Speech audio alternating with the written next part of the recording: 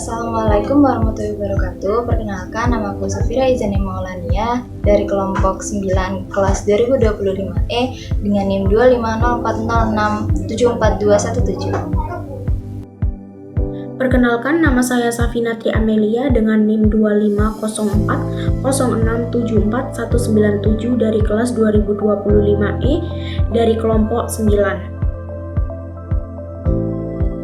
Pada bagian pendahuluan, penelitian ini membahas mengenai pentingnya pendapatan asli daerah atau PAD sebagai sumber utama pendapatan daerah dalam mendukung pelaksanaan otonomi daerah.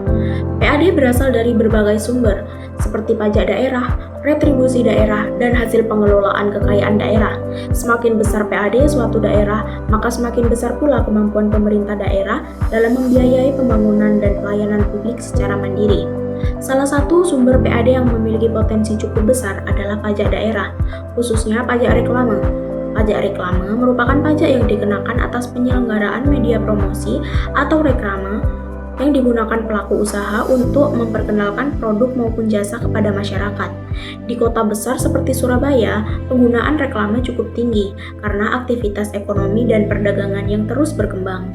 Namun, berdasarkan beberapa penelitian sebelumnya, kontribusi pajak reklame terhadap PAD masih tergolong rendah dibandingkan sektor pajak lainnya seperti pajak restoran.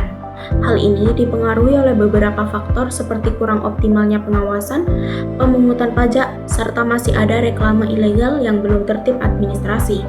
Oleh karena itu, penelitian ini dilakukan untuk menganalisis bagaimana optimalisasi pajak reklame dalam meningkatkan pendapatan asli daerah di kota Surabaya, serta mengetahui faktor-faktor yang memengaruhi kontribusinya terhadap PAD. Selanjutnya, saya akan membahas tentang metode penelitian. Penelitian ini menggunakan pendekatan kualitatif dengan jenis penelitian deskriptif untuk memahami secara mendalam fenomena optimalisasi pajak reklame dalam meningkatkan pendapatan asli daerah PAD di kota Surabaya. Penelitian dilakukan di kota Surabaya, khususnya pada instansi yang berkaitan dengan pengelolaan pajak daerah seperti Badan Pendapatan Daerah atau Bapenda Kota Surabaya. Sumber data diperoleh dari berbagai literatur yang relevan, seperti jurnal mengenai pengelolaan PAD dan pajak reklame di kota Surabaya. Teknik analisis data menggunakan model interaktif yang meliputi reduksi data, penyajian data dalam bentuk narasi deskriptif, serta penarikan kesimpulan yang berdasarkan pola dan hubungan yang ditemukan selama penelitian. Pajak hiburan terhadap PAD. Pada bagian pembahasan pertama, penelitian ini menunjukkan bahwa pajak hiburan memiliki pengaruh negatif dan signifikan terhadap pendapatan asli daerah atau PAD. Hal ini dibuktikan melalui hasil uji Pett coefficient dengan nilai T-statistik sebesar 2,895 dan P-value sebesar 0,004, sehingga hipotesis pertama dinyatakan diterima. Hasil tersebut menunjukkan bahwa peningkatan penerimaan pajak hiburan tidak terlalu berdampak langsung terhadap peningkatan PAD. Kondisi ini dapat dipengaruhi oleh adanya sektor pajak lain yang memiliki kontribusi lebih besar terhadap pendapatan asli daerah. Selain itu, perubahan aktivitas masyarakat pada sektor hiburan juga dapat mempengaruhi tingkat penerimaan pajak hiburan itu sendiri. Dengan demikian, meskipun pajak hiburan memiliki pengaruh yang signifikan, kontribusinya terhadap PAD masih dipengaruhi oleh berbagai faktor lain di luar penelitian. Pajak reklame terhadap PAD. Pada variabel pajak reklame, hasil penelitian menunjukkan bahwa pajak reklame tidak memiliki pengaruh yang signifikan terhadap pendapatan asli daerah.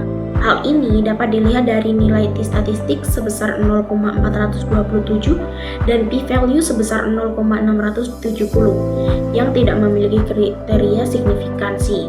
Oleh karena itu, hipotesis kedua dalam penelitian ini dinyatakan ditolak. Hasil tersebut menunjukkan bahwa kontribusi pajak reklame terhadap PAD di kota Surabaya masih relatif rendah dan belum optimal.